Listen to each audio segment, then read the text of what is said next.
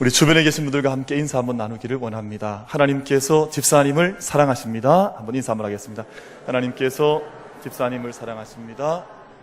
하나님께서 집사님을 사랑하십니다.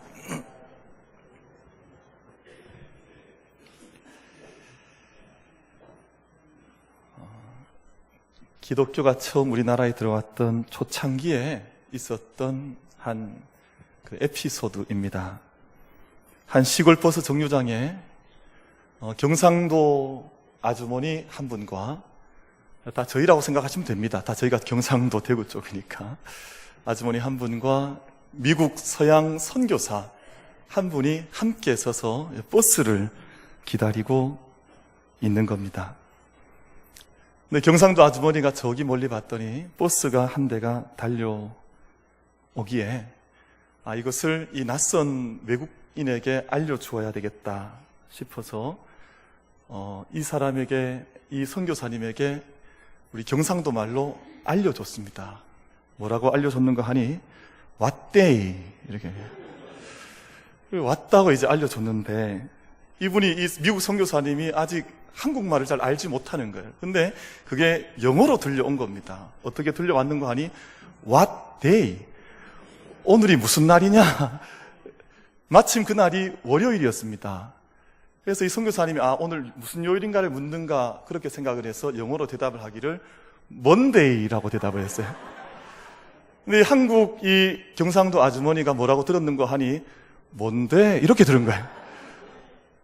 뭐냐 이렇게 들으니까 저기 오는 버스를 보고 다시 설명을 해주기 위해서 버스데이 이렇게 답을 해준 거예요.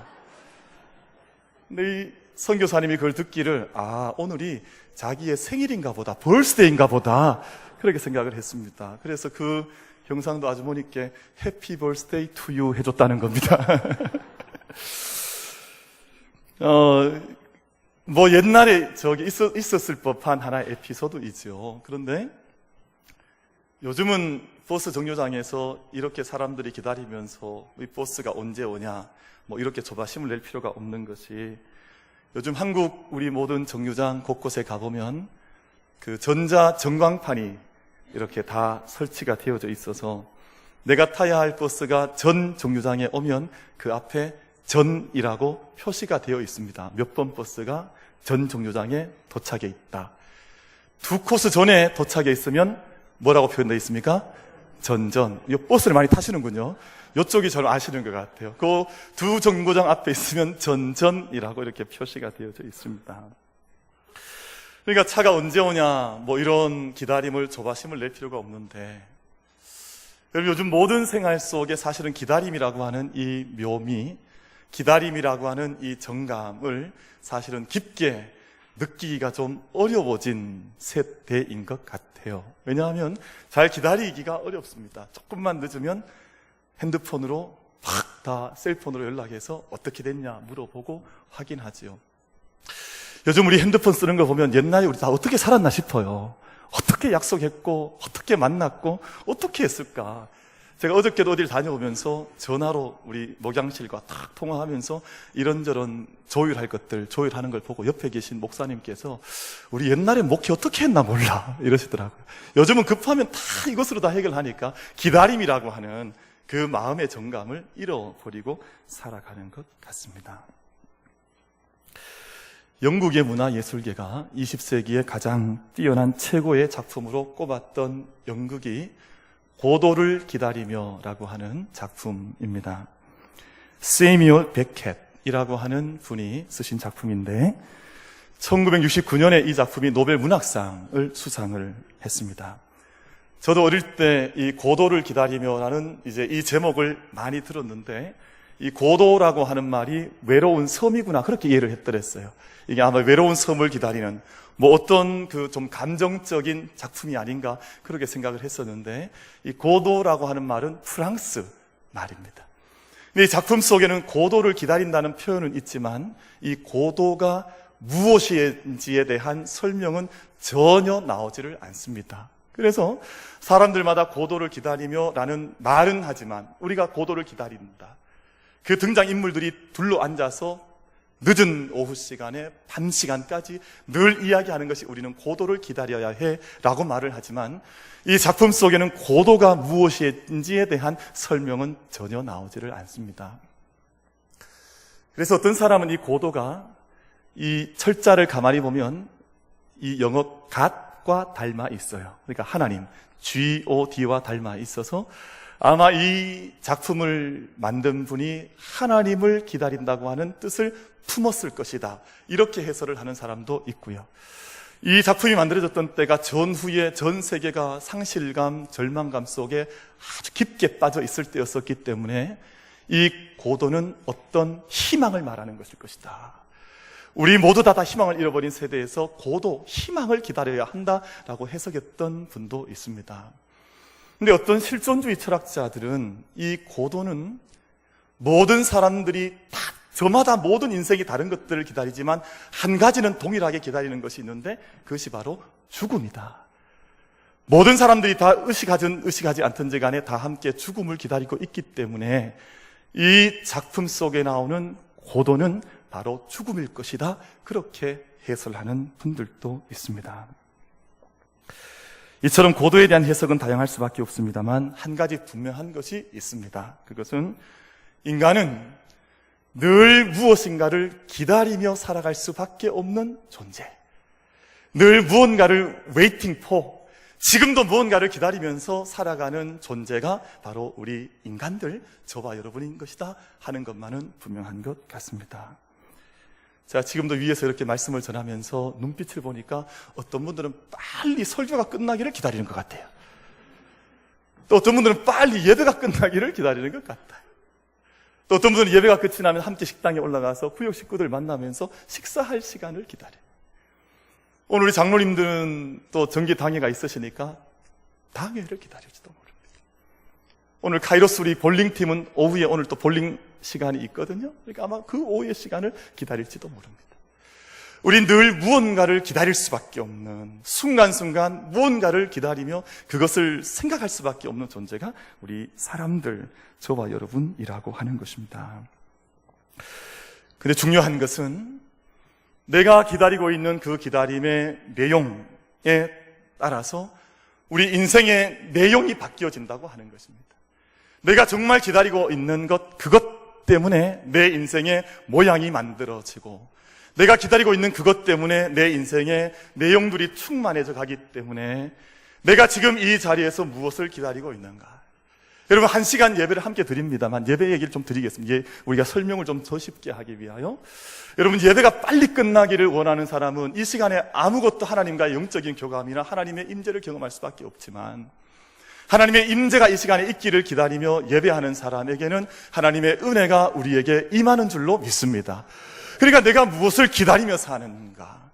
내가 남들과 함께 자리하고 살아가지만 그 시간에 내가 무엇을 정말 waiting for, 무엇을 기다리며 살아가는가 하는 것은 우리 삶의 결과를, 인생의 걸음을 바꾸어주는 중요한 삶의 물음이요 주제가 된다고 하는 것이지요. 오늘 본문 말씀을 보면 이사야 선지자가 그가 기다리고 있던 것을 쏟아내는 비전과 그의 꿈을 이야기하고 있는 말씀으로 본문이 기록이 되어져 있습니다. 이사야 선지자가 기다렸던 것은 하나님께서 임재하시는 하나님의 전이 모든 높은 산들 위에 우뚝 높이 세워져서 그곳으로부터 흘러나오는 하나님의 말씀을 받기 위하여 수많은 열방의 만방의 사람들이 몰려와서 그 길을 찾아오는 그것을 이사야 선지자는 기다리고 있다고 본문은 말씀을 합니다. 여러분, 이사야라고 하는 이 구약의 가장 큰 분량을 차지하고 있는 예언서를 한 단어로 정리하면 기다림의 책이에요. 이 모든 말씀 구석구석의 이사야 선지자는 이 땅에, 이 어두운 땅에 메시아로 이 땅을 완성하실 구주로 오실 그 아기를 기다리고 있다고 이사야는 말하고 있습니다.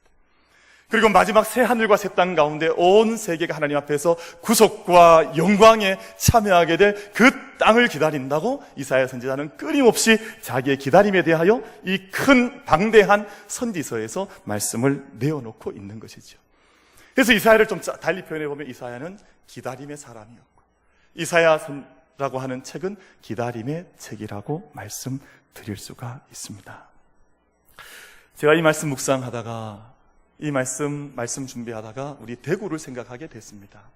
왜냐하면 대구라고 하는 이 한문이 큰 대자에 언덕 구자를 쓰거든요. 그러니까 높은 언덕, 큰 언덕이라고 하는 곳이 대구라고 하는 뜻이에요. 근데 우리 마음속에 내가 이 땅에 하나님께서 나의 삶의 터전을 이 대구, 높은 언덕, 큰 언덕 위에 세워두셨는데, 이 땅을 사랑하는 마음, 이 땅에 복음의 말씀이 흘러가기를 소망하는 그 간절한 마음, 이 땅을 내가 품어 안아서 정말 이 땅이 이사야가 꿈꿨던 것처럼 이 땅이 높은 언덕 위에 하나님의 성전이 세워지고, 그 성전에서 흘러나오는 구원의 말씀 때문에 모든 열방의 사람들이 이 땅에 걸어 들어와 그 말씀 받기를 원하는 그 마음을 우리가 대구라고 하는 우리의 삶의 터전, 이 도시를 통해서 가지고 있는가. 그럼 저는 대구 생각해 보니까 너무너무 요즘 마음에 이제 단어를 때때로 생각하거든요.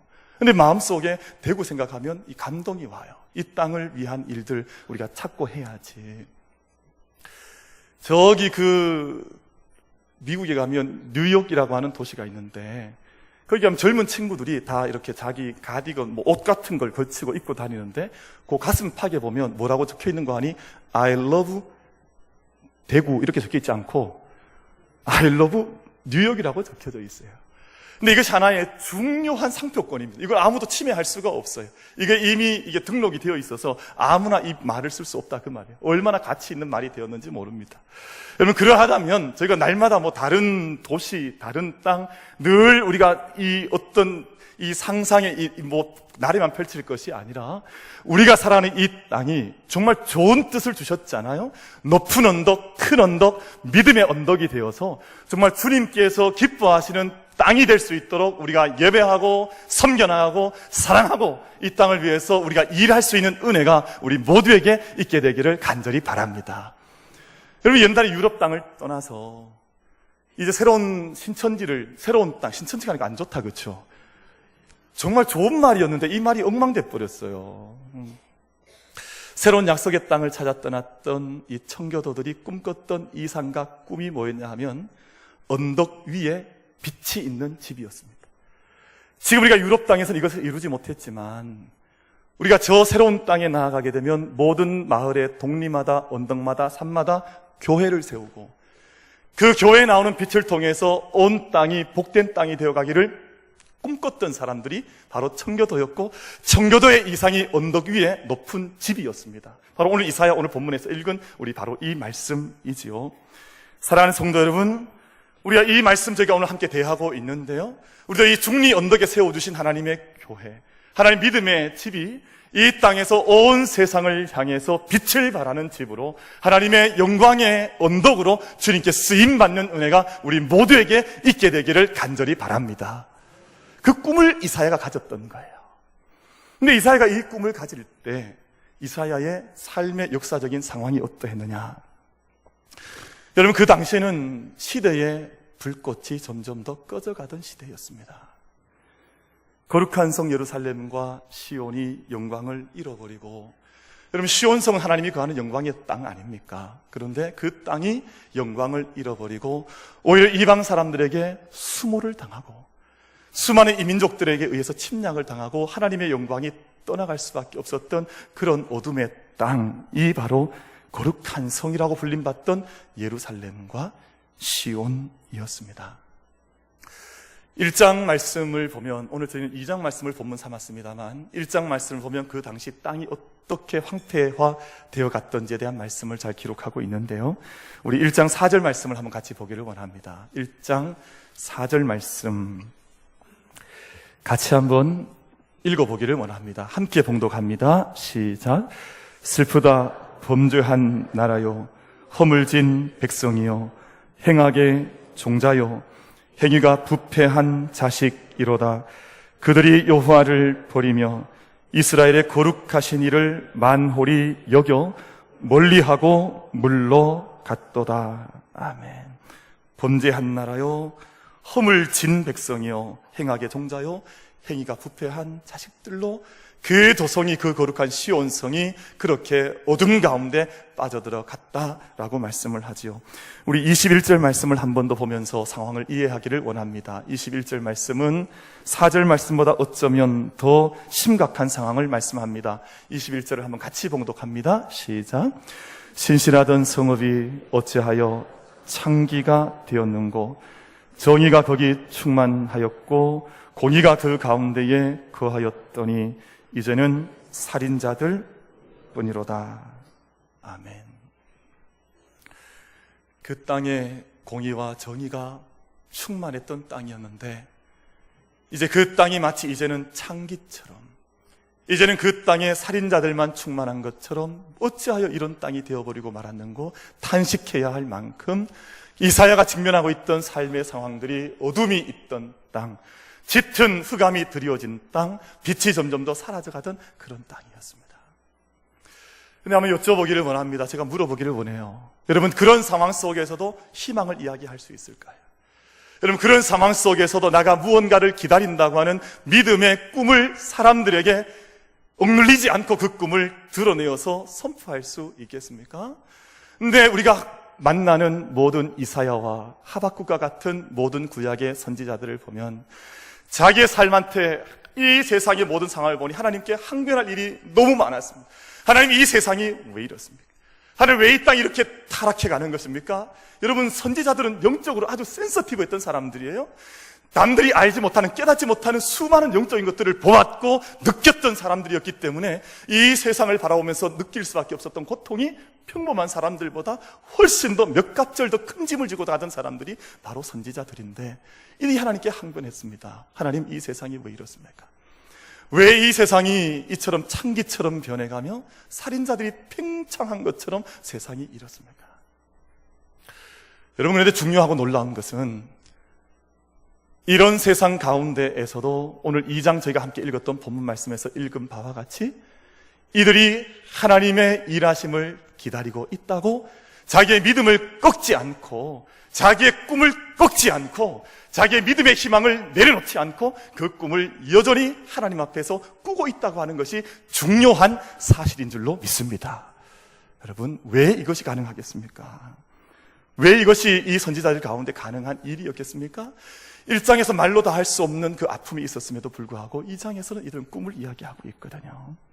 그들이 하나님 말씀을 듣고 하나님 말씀을 직접 배우고 그 하나님께서 가르쳐주신 길로 나아가 말씀의 은혜를 받은 이후에, 하나님을 직접 경험한 이후에 이 세상에 아무리 큰 악의 문제가 있다 할지라도 그 악의 문제가 하나님께서 이미 그것을 알고 계신다면, 하나님 역사의 주관자 되신다면 이 모든 문제가 아무런 문제가 되지 않는다 하는 것을 선지자 이사야가 드러내어 말씀하고 있는 것입니다.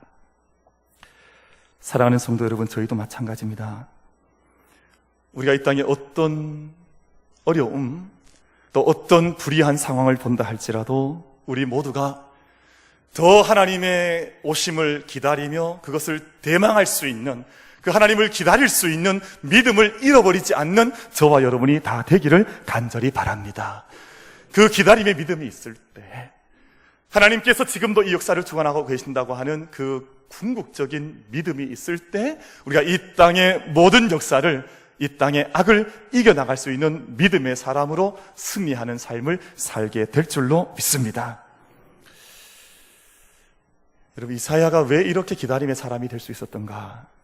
기다림의 믿음을 가질 수 있었던가? 그것은 하나님의 기다림 때문이었습니다. 성경은 하나님의 기다림에 대하여 끊임없이 말씀합니다. 오늘 말씀도 사실은 이사야의 대언의 말씀이긴 하지만 이사야의 꿈이기 전에 하나님의 기다림이시에요. 하나님께서 내가 말일에 이런 성을 내가 세울 것이다. 온 열방이 이 성을 향해서 걸어 나오게 될 것이다. 이 땅의 모든 야곱의 백성들, 이스라엘 구원받은 자들이 그 성으로 돌아올 것이라고 하는 하나님의 기다림이 본문 속에 기록이 되어져 있습니다. 우리나라가 많이 암울했던 때가 1970년대 또 1980년대라고 해고하는 이들이 많이 있습니다. 시국이 많이 어수선하고 또 젊은이들이 희망을 잃어갈 때 불렀던 가곡이 있는데요, 그 노래가 기다리는 마음이라고 하는 가곡입니다. 이 시간 저한테 부르라고 요청하지는 마시기 바랍니다. 가사만 좀 불러드릴게요. 일출봉에 해 뜨거든 날 불러주어. 월출봉에 달 뜨거든 날 불러주어. 기다려도 기다려도 임 오지 않고 빨랫소리 물레소리에 눈물 흘렸네 라고 하는 가사인데요, 해가 뜨기를 바라고 달이 뜨기를 바라지만 내가 기다리는 임은 이 땅 가운데 오지 않고 속절없는 빨래소리와 물레소리만 가득하다. 내가 오는 그것이 나에게 오지 않는다 하는 것을 노래했던, 기다림에 절망했던 그러한 가사로 이 노래가 되어져 있습니다. 여러분, 근데 우리가 한 가지 기억하고 싶은 것이 있는데요, 이 노래 속에 담겨져 있는 기다림의 간절함, 일출봉에 달이 뜨기를, 해가 뜨기를 원한다, 월출봉에 달이 뜨기를 원한다, 이런 기다림이, 간절한 마음이 이 가사 속에 녹아져 있는데, 여러분, 성경 속에 나오는 하나님의 마음을 읽어보신 적이 있으십니까?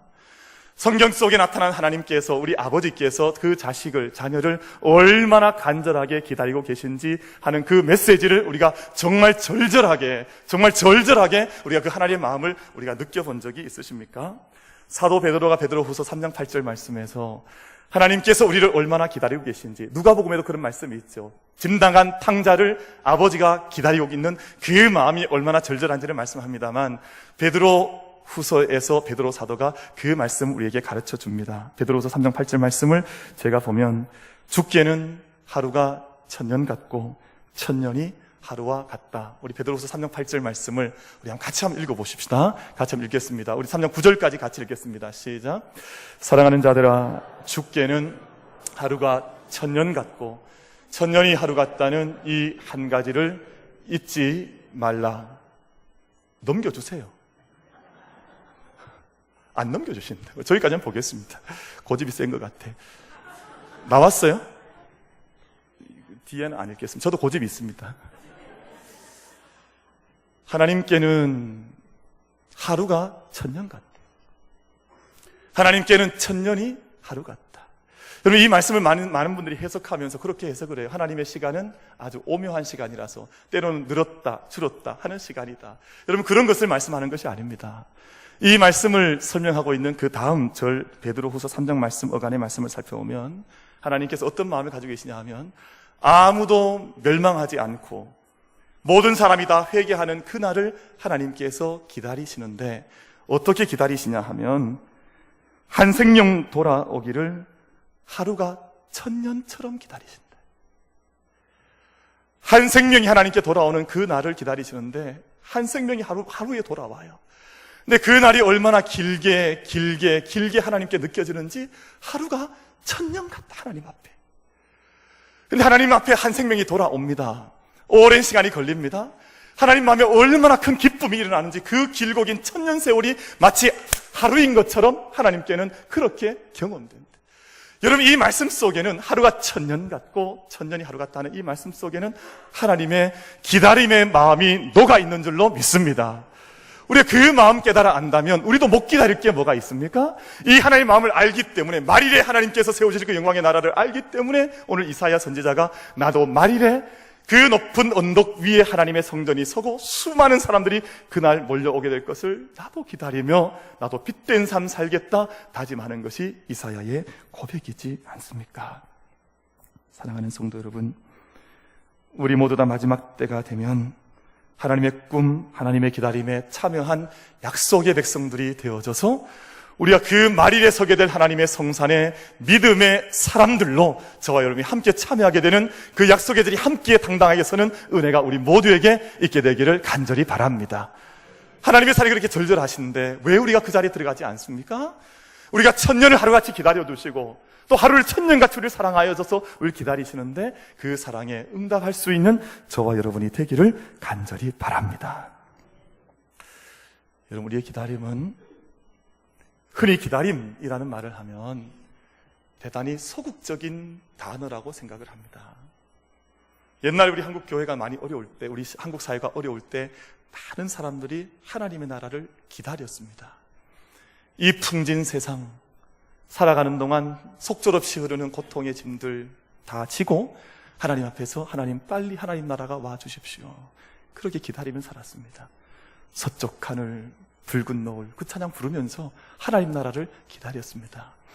근데 하나님 나라는 우리가 일면 생각해 보면 하나님의 나라를 우리가 가만히 앉아서 기다리는 소극적인 기다림인 것 같지만 오늘 말씀을 보면 그렇게 말씀하지 않습니다. 매우 적극적인 기다림이에요.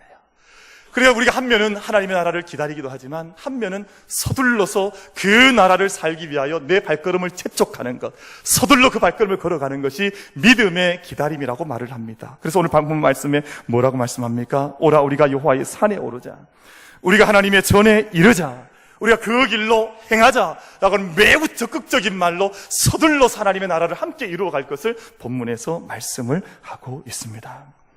여러분, 이런 기다림을 가리켜서 오늘 마지막 절 말씀에서 어떤 말씀을 했는가 하니 5절 말씀이지요. 야곱 족속아 오라 우리가 여호와의 빛에 행하자라고 말씀을 합니다. 이것이 바로 적극적인 기다림, 서두르면서 하나님의 나라를 기다린 사람들이 행해 가야 할 삶의 모습이라고 본문은 오늘 우리에게 권고하고 있습니다. 여러분, 우리가 다 함께 빛의 길로 걸어가야 할 사람들인 줄로 믿습니다. 우리가 다 함께 생명과 약속과 말씀의 길을 걸어가야 할 하나님의 백성들인 줄로 믿습니다. 그래서 우리는 셀프 이스팀이라고 하는 자기의 자존감을 가져야 해요. 여러분, 그리스도인들에게는 자기의 자존감이 있어야 합니다. 영적으로 높아지고 고양되어지는 능력이 있어야 합니다. 예수님 말씀이 내 안에 역사하고 성령께서 내 안에 들어오시면 내가 할 수 없는 말이 있고, 내가 할 수 없는 생각이 있고, 내가 할 수 없는 행동이 있는 것이지요. 그래서 오늘 마지막 절 말씀에서 오라 우리가 여호와의 빛에 행하자라고 말씀을 하는 것입니다. 사랑하는 성도 여러분, 제가 설교 말씀을 처음 드리면서 내가 무엇을 기다리고 있는가 하는 것이 결국은 내 삶의 마지막 결실을 결정한다라고 말씀을 드렸습니다. 내가 지금 무엇을 기다리며 살아가는가 하는 것이 내 삶의 결국을 결정짓는 조건이 된다고 하는 것입니다. 여러분, 무엇을 기다리며 살고 계십니까? 무엇을 기다리며 그 위에 올라가기를 원하십니까? 여러분, 우리 롯데캐슬이 여기 옆에 있고요. 우리 김용조 집사님 때 건너가려면 이제 길을 하나 건너가야 하는데 거기에 차들이 오는데 거기에 급행 1번이라고 하는 차가 옵니다. 근데 그 차를 내가 올라타면 내가 마지막에 어디에서 내리냐 하면 동화사에서 내립니다. 이 차는 마지막 종점이 동화사예요. 그러니까 내가 그 차를 기다리고 그 차를 올라타면 나의 종점은 동화사인 거예요. 내가 지금 무엇을 기다리고 있나 하는 것이 내 삶의 마지막 종점을 결정하는 거예요. 여러분, 우리가 무엇을 기다리고 있습니까? 무엇을 마음속에 기다리면서 내 마음속에 불을 하나 켜셨습니까? 오늘 말씀 속에 우리는 하나님의 은혜 안에 있기 때문에 제가 말씀드린 바와 같이 주님은 천년이 하루같이, 하루가 천년같이 저와 여러분을 기다린다고 말씀하셨으니 이 말씀에 우리의 믿음을 의탁하면서 하나님의 은총을 기다릴 수 있는, 그 은혜와 사랑을 기다릴 수 있는 저와 여러분이 되기를 간절히 바랍니다. 여러분, 그래서 세상의 역사가 소용돌이를 치고 수많은 어둠이 이 땅 가운데 나타난다 할지라도 믿음의 사람들은 염려할 것 없이 오늘 이사야가 그렇게 했던 것처럼 우리가 말씀으로 돌아가자 그 말이잖아요. 우리가 말씀으로 나아가서 하나님의 길에 이르고 하나님의 도에 이르고 우리가 하나님의 빛에 행하자고 하는 이 말씀과 같이 우리 안에 영적인 부흥과 삶의 새로움과 하나님의 역사가 일어날 수 있게 되기를 주님의 이름으로 축원을 드리겠습니다.